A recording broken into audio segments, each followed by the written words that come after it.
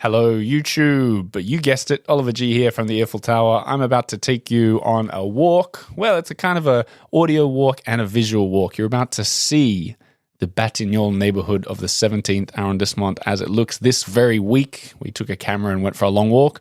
But what you're about to hear as we walk through to the Square de Batignolles, you're about to hear the 4th episode of the Paris Countdown season where my wife Lina and I spent 24 hours in every district of Paris. You'll hear us talking about things that we found, what we recommend.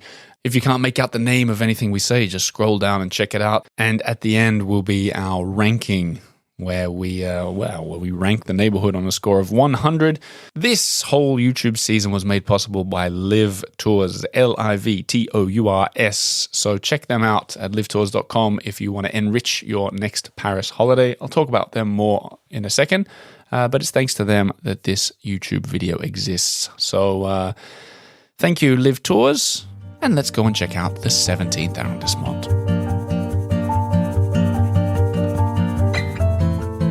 So when I asked the gang at Live Tours for their top recommendation in the 17th arrondissement, this is what they said. They said, if you're headed to the 17th, then you are someone who's interested in authentic and unique details, in which case you'll enjoy the totally one-of-a-kind Roman Catholic Church of Saint-Odile. This is an interesting tip. It is a standout example, they say, of Art Deco architecture and stained glass windows. Plus, it boasts the tallest bell tower of any church in Paris. Once you got your Art Deco fix, you can hop on Metro Line 3 and compare the underrated Saint-Odile to the world-renowned Sainte-Chapelle in the center of the city on the Ile de la Cité. We offer private guided tours with endless insights about Sainte-Chapelle, with more information below. Now that's a good tip. I've not been to the Roman Catholic Church of Saint-Odile, but I've added it to my list of things to find out.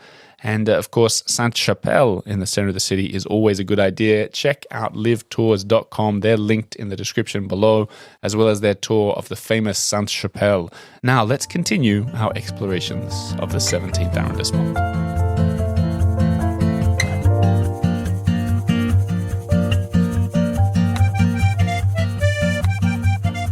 Ah, lovely. That's La Bicyclette by Yves Montand, as played by long-time Earful listener Press Maxon. Last week, we didn't shout out that the piano music was your dad. Yeah.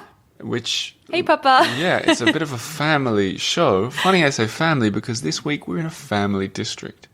Nice. The 17th. Nice, you like that? tie-in there. The 17th. Now, this was always going to be hard because it's the 17th isn't the Paris that you dream of. Last week, the 18th, it is Paris that you dream of. Yeah, exactly. Montmartre, that was famous. 17th isn't. Yeah, what's there? Well, you asked me. A little ask me. slice of the Arc de Triomphe.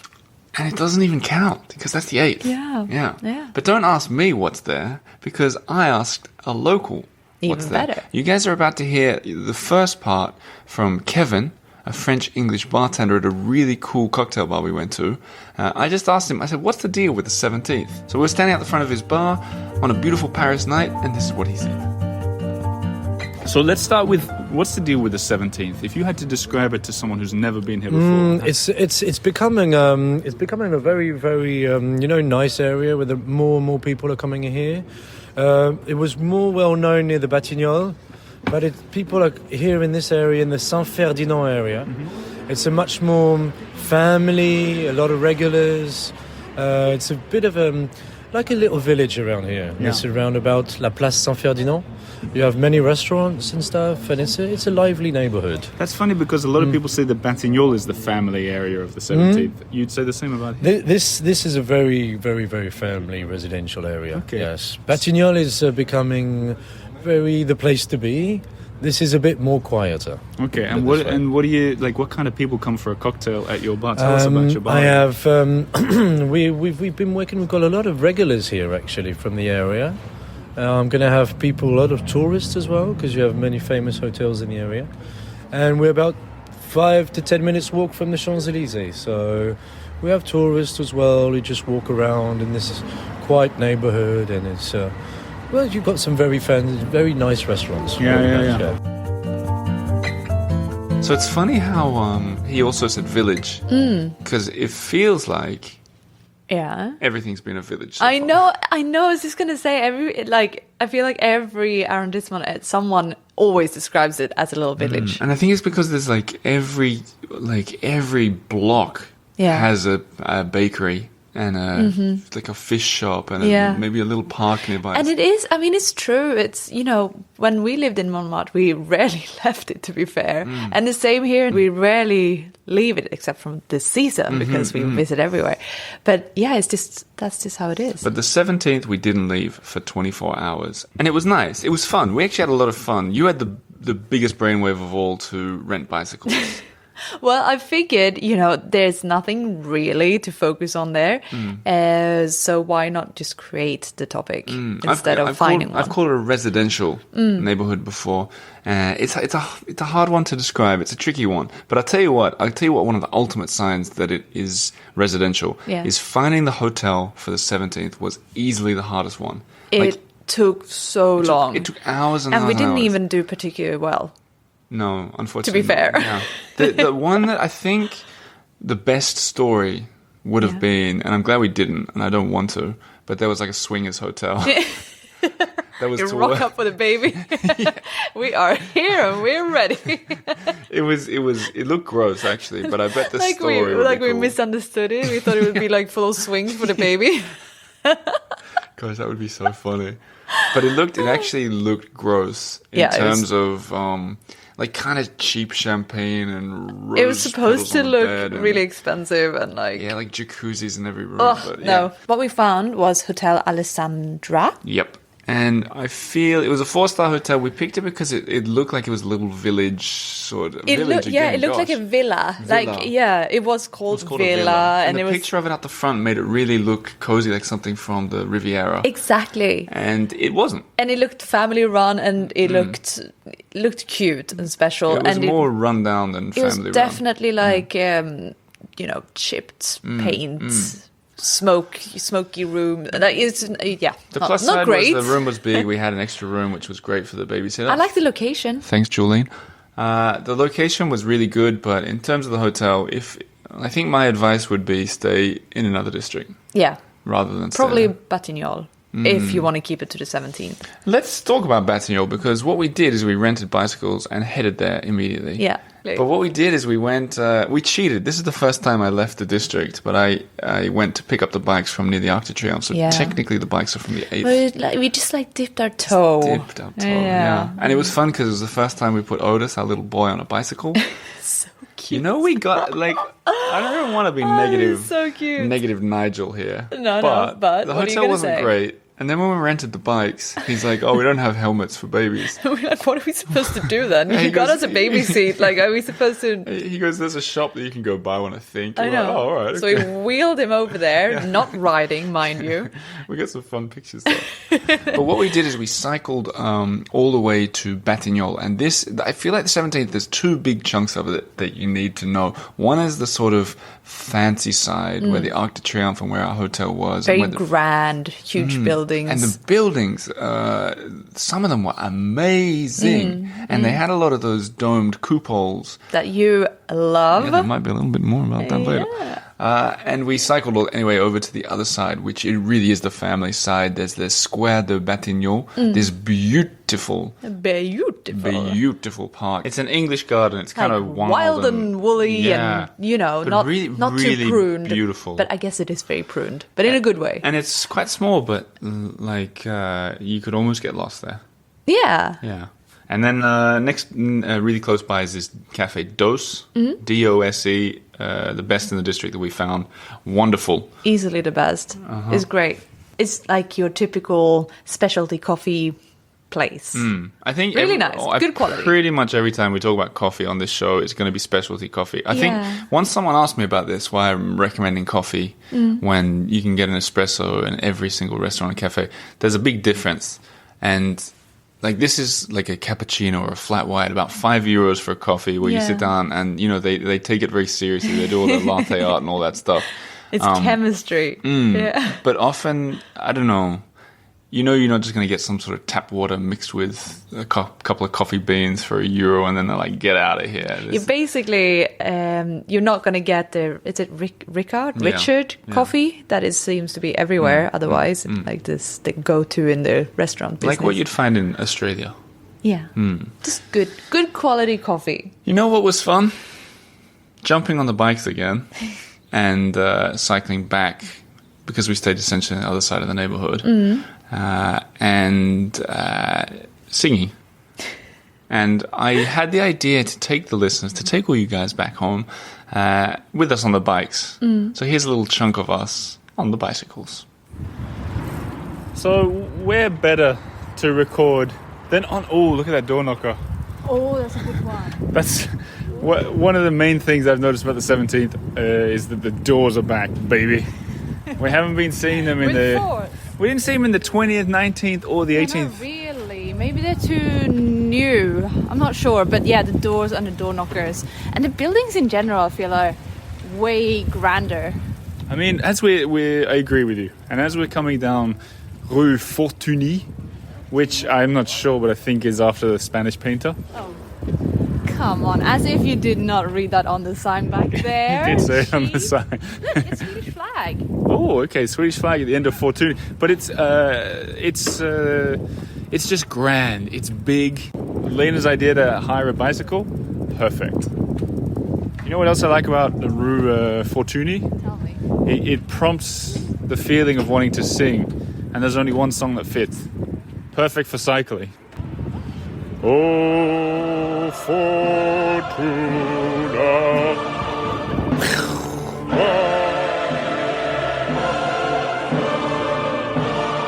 It really was fun, the bicycles. I loved it. Yeah. It took me back to when we were young. It took me back to, it felt like Sound of Music with Otis on the back. Yeah. So, sure. especially those... I don't know. I don't really know They have bicycles in Salzburg. Oh, yeah, of course. We need to rewatch that movie. Yeah, I think so. I'm just thinking of that when they're rowing and they all fall in the... We can do that in the Bois de Vincennes for the 12th. Good plan. I think now's a good time to move to nighttime when we... Every night I think we do it really well. So what we've been doing is we get a babysitter in, we make a dinner reservation, and then often we try and visit like a couple of bars, ideally. Contrasting bars too. And we did it really well here. So first we cycled out to the Arc de Triomphe at night, which everybody should see once, because it's all lit up and it's beautiful and there's a cool vibe out there at night. We didn't cross over to it because that would be cheating.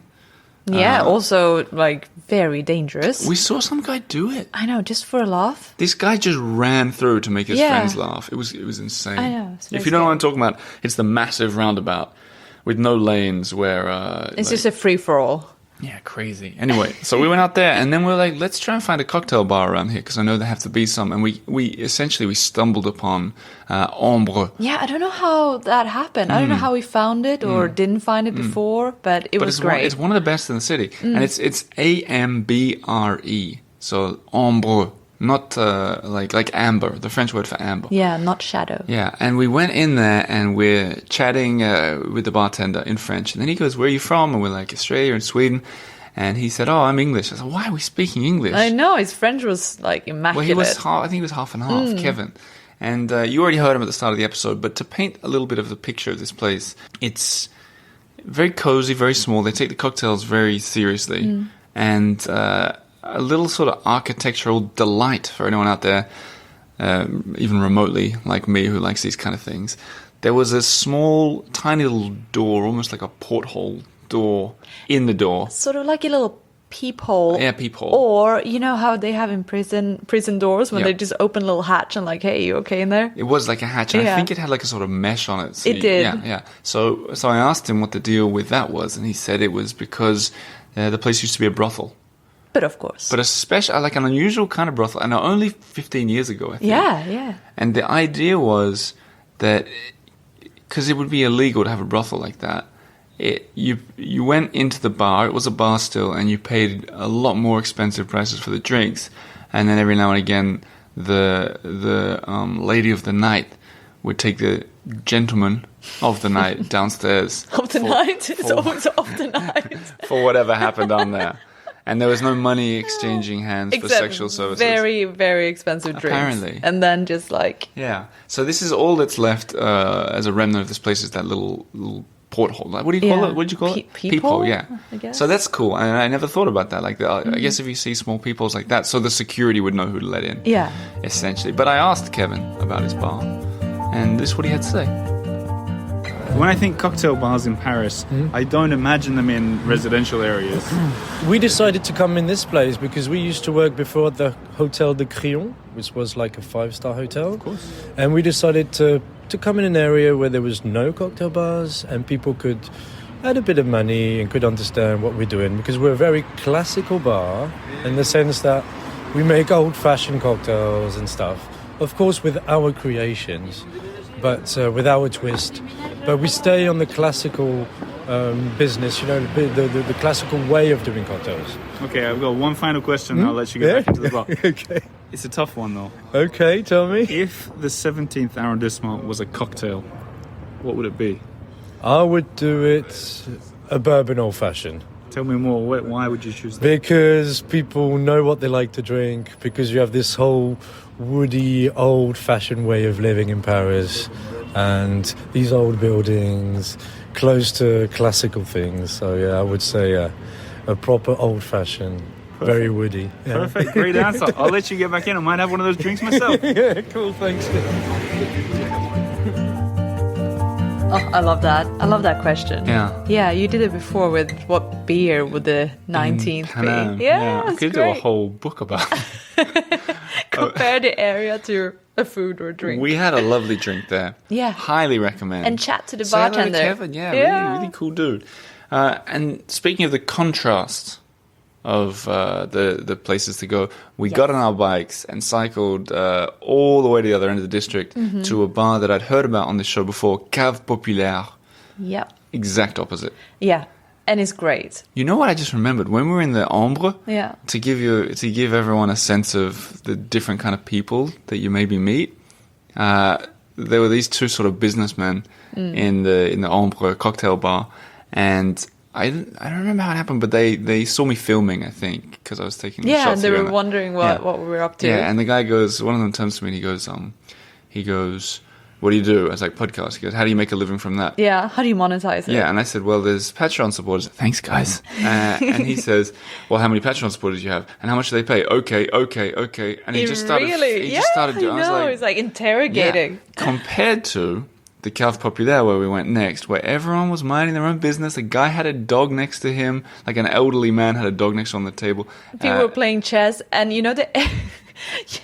before we even entered the bar, we parked our bikes, and this couple was standing outside smoking, and they're like, well, people really steal bikes here, like really quickly. So welcome. We're like, oh, okay, cool. So they said they were good bikes because they're Dutch they said bikes. it like 3 times. Yeah, I know. Yeah, and then they came into the bar and like, you've got an eye on the bike. I was like, are you going to steal it? What is going on? So that gives everybody at home a good idea of the difference. Exactly. And the drinks were exceptionally cheap and average. Like exactly what you can imagine. Exactly what you can imagine. Cheap and cheerful. Yep, very cheerful, very fun. Beautiful little place. And then we had a reservation. Now, this is cool. We went to, in Paris, there's a chain of restaurants called, I think it's called the Mama Group. Yes, the Mama Group. And they're wildly popular. Wildly popular. I know. For a group, it's like insane. The first time I think we came across them is we met this Italian film director. And she invited us for dinner, and we went out. And we went to Obermama down by the canal, and there was a queue to get in. I was like, what is this restaurant with a queue? It hadn't even opened yet. Yeah. I was like, this isn't the Paris I know. And then we went in, and it was really cool. It was cool Italian food, but it was a mega hype. And then they've got that other one in Pigalle. Very Instagrammable. Oh, yeah. You always see really. it. Pink and you can Mama. trust that the food is good. And it's really very good. authentically Italian because everyone is Italian there. Yeah. Yeah, and so we went to this one, Mama Primi, it's called, on Rue de Dame, I believe, which is a really cool street to cycle down after 2 drinks. Slightly downhill, you don't care, you're singing O Fortuna as you go. Oh my God, it was very responsible, everyone at home. Of course. It was only then I noticed Otis was still sitting on the back. No. He's guarding the bikes. What was really Someone cool? has to do it. Really cool. Has everyone seen the movie Goodfellas? Of course you have. I'm going to say yes at the on start, behalf of everyone. At the start of Goodfellas, there's like a 5-minute scene where you follow the lead character.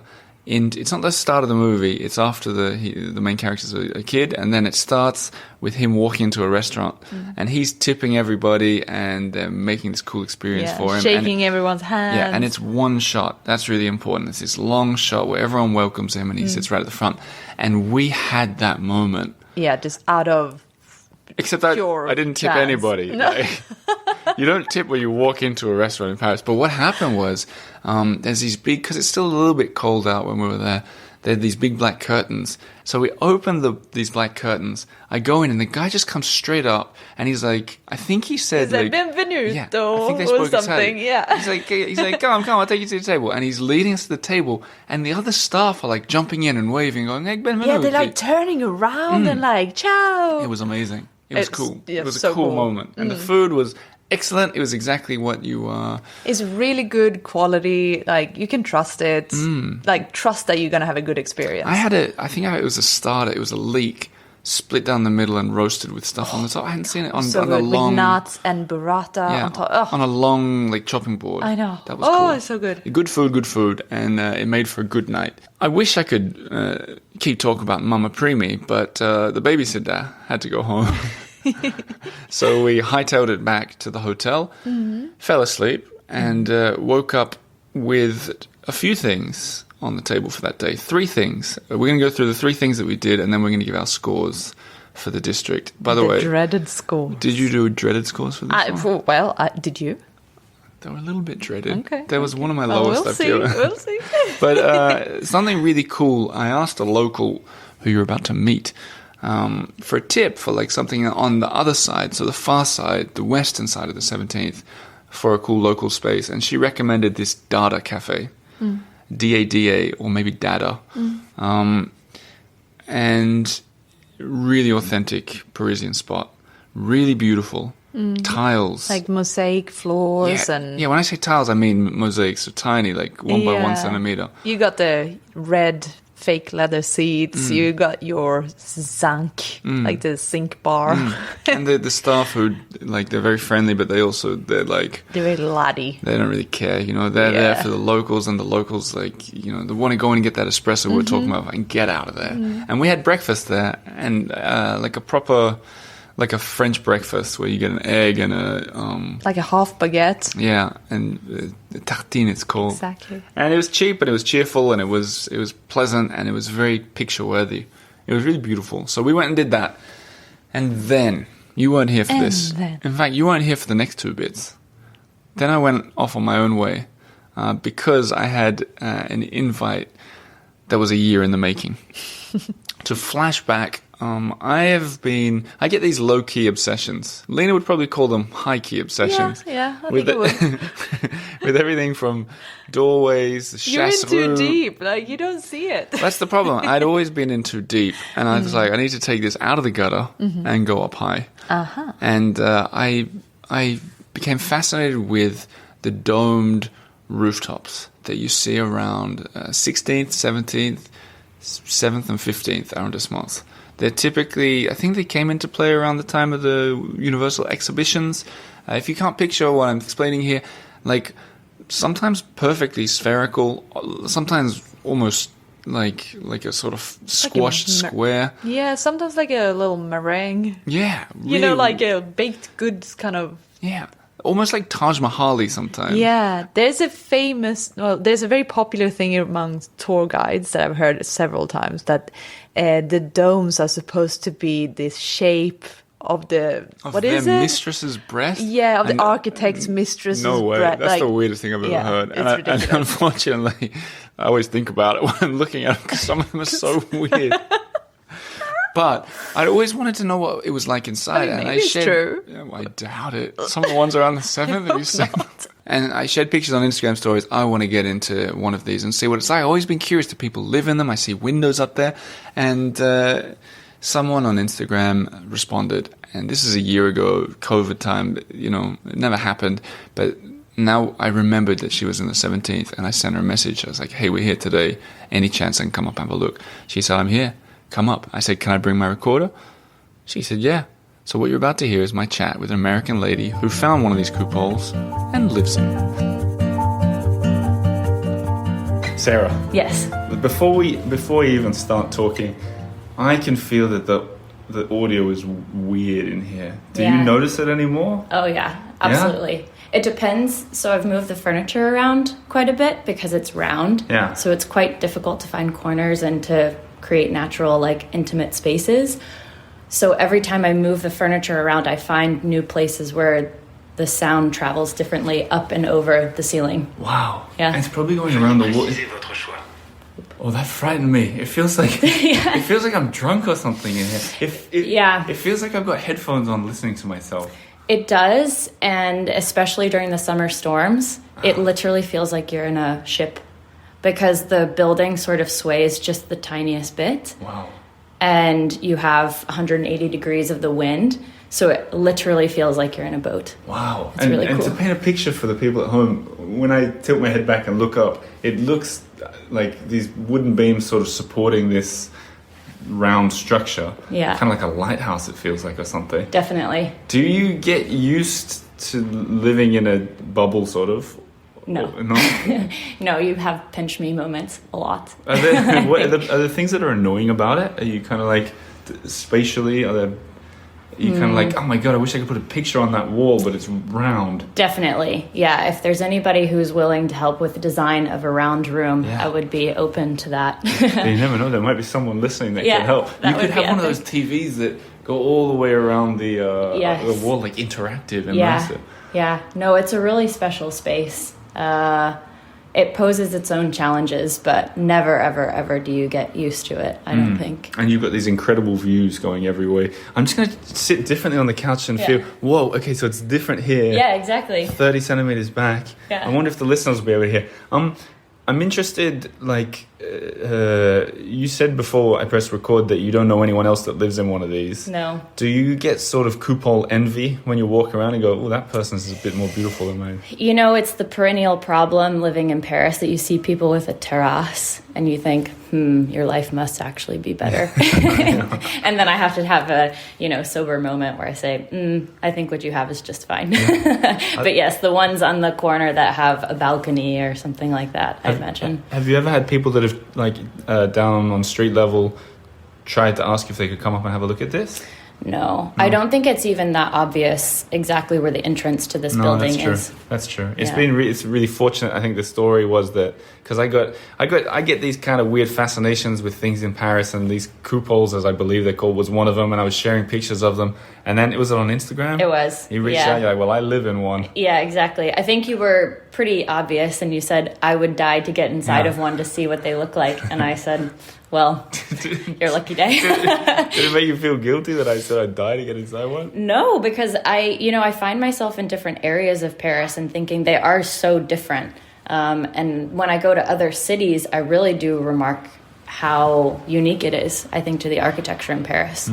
So I can imagine, of course. And if you think about how many buildings there are in Paris, but how many have this architectural style, there must not be more than 100. No, I don't think so. Just in the entire city. And they're specifically in 17th, 16th-ish. I think so. I've seen them other places. But I think that would be an interesting thing, is to mark down where they all exist in the city. Yeah, now that you say, I think there's some on the left bank too in the 7th, for example. Yeah. But to think, you live in the round part of the building and then to be on the top floor of it and actually get, the 180 degree view is pretty unique. I know that the apartments below me, this is actually the master bedroom. So is it also round for them? No. Yes. Okay, so it's round all the way down. Yep, all the way down. How curious. Yeah. It is like a lighthouse. Okay, I also I wonder if there's like meetups between people that live in these and you just don't know about it yet. I think this is the platform to set them up. Yes. Yes. Let's do it. Okay, anyone else listening, we can start the club. I want to talk to you a little bit. You're from the States, right? Yes. Where are you from? Georgia. Okay, cool. I wanted to talk to you about life in the 17th. Yes. Because that's what this whole episode is about. People keep saying to me family, sort of villagey vibe. Definitely. And I think it's interesting. People say that a lot about Batignolles on the far side of the 17th, but also this side, closer to the Arc de Triomphe. Yeah, the 17th is a huge arrondissement, so you definitely have a split between sort of the younger side that touches on the 9th. You have Pigalle and whatnot. Batignolles definitely has that vibe. And then on this side, it's more young families. It does have sort of the established feel of the 16th, but definitely a little bit younger, I think. And to me, the appeal when I was moving to Paris was to make sure that I had a more or less authentic Parisian sort of lifestyle. I absolutely love the center, but it was purposeful for me to live a little bit removed from the typical tourist. I really enjoyed being able to walk around as I was looking at the neighborhood and not hear any English. Yeah. So that has had a huge impact on kind of, I think, my acclimation. And do you find that, like, do you come across many tourists in this part of town? No, and I think that's what's nice is when you look at a map of Paris, you see the big monuments and you see the Arc de Triomphe. And then I think most people look, I'm not really sure what's back there. There's nothing for me.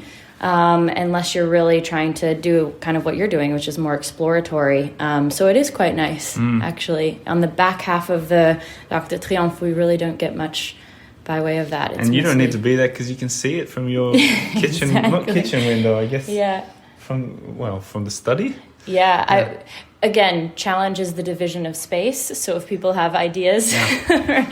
Okay, so if people want to get an idea of what we're talking about, I'm going to share some pictures to go with this. But I think that wraps it up. Is there anything, I can finish on this question, is there anything in the 17th that you recommend tourists who stray this far should check out? I would recommend Square de Batignolles. And there's a cafe called Dos. So I think most places in the 17th are pretty traditional, brasserie, cafes, whatnot. But to get a little bit more of a modern vibe, that has a nice feel. Perfect answer. Thanks so much. So there you have it. So how did she find it? It was just through a normal broker. She told me afterwards that It was just out of luck, basically? essentially, yeah. Wow. She said that she'd been looking for a while, and then her broker was like, I just got a text that this place is opened up. It's in a little dome. And she's like, let's have a look. And she took it. Oh, amazing. So anyone can find one if you're lucky. If you're very lucky. It might be where we live next, if I can find one. The last thing that I did without you before I returned the bikes is I ducked into the Cité Museum of Money,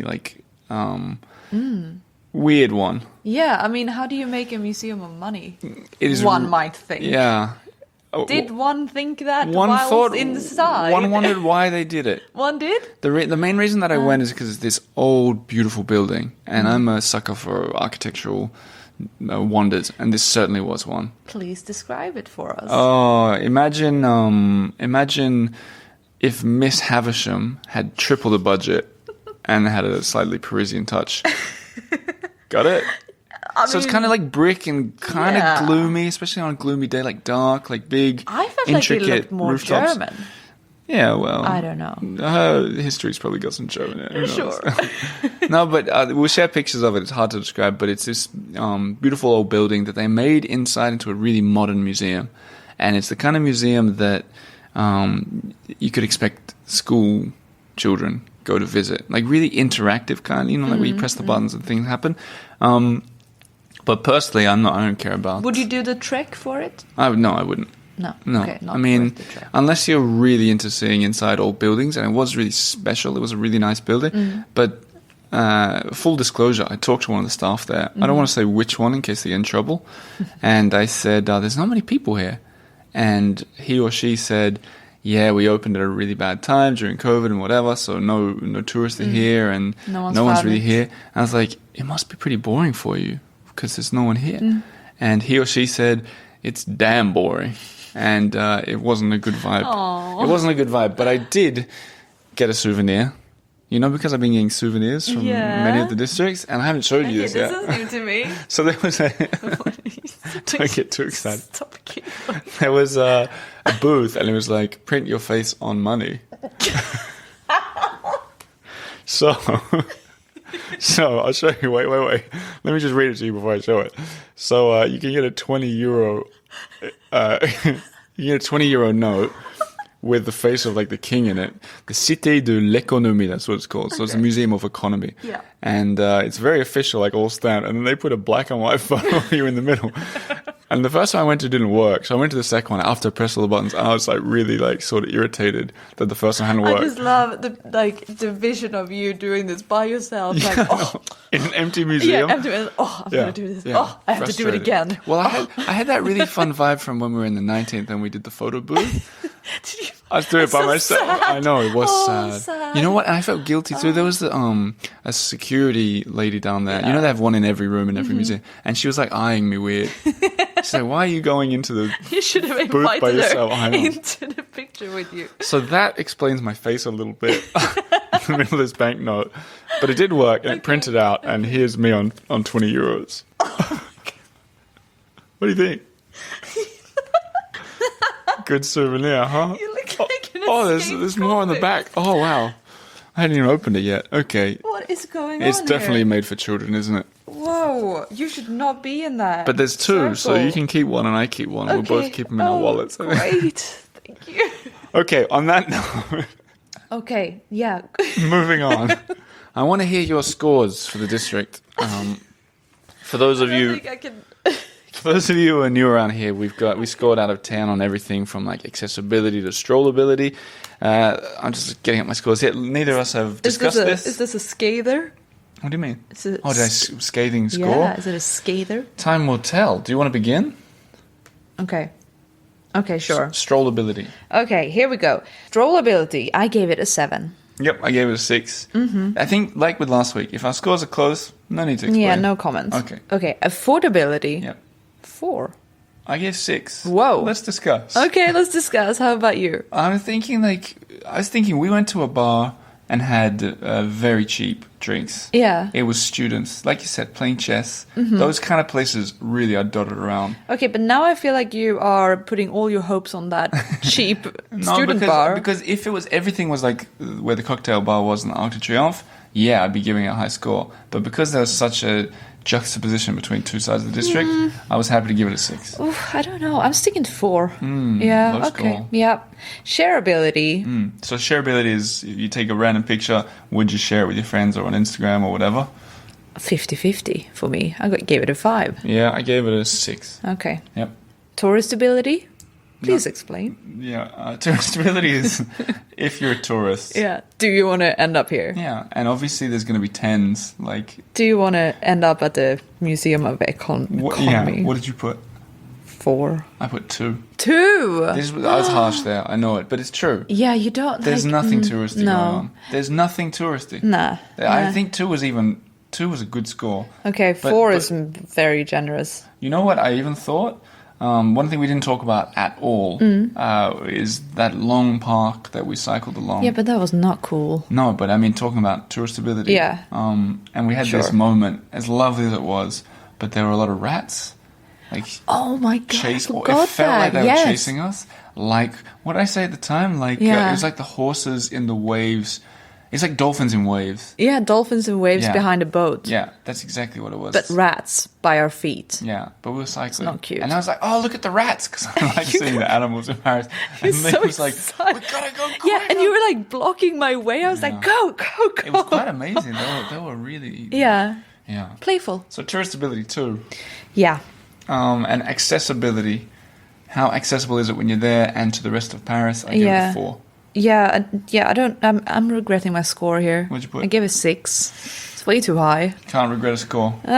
What was your total? 26. And I gave 24, so Okay. 50. Okay. 50 is a perfect sum up. Yeah, it of is that because it's like, yeah, it's nice, but Meh. I mean, whatever you find, you can find the same thing also better in another part of Paris. So, like the park, yeah, but you got more amazing parks. So I think we'll finish with a huge sorry to all the residents of the 17th who have switched us off in disgust right now.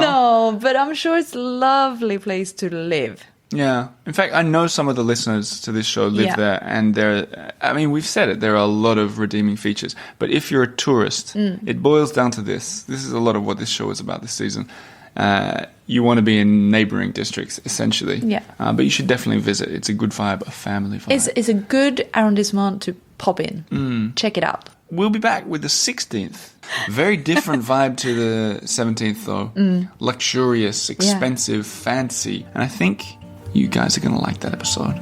We'll see you then. Thanks so much for listening. Thank you so much. Bye-bye. Bye.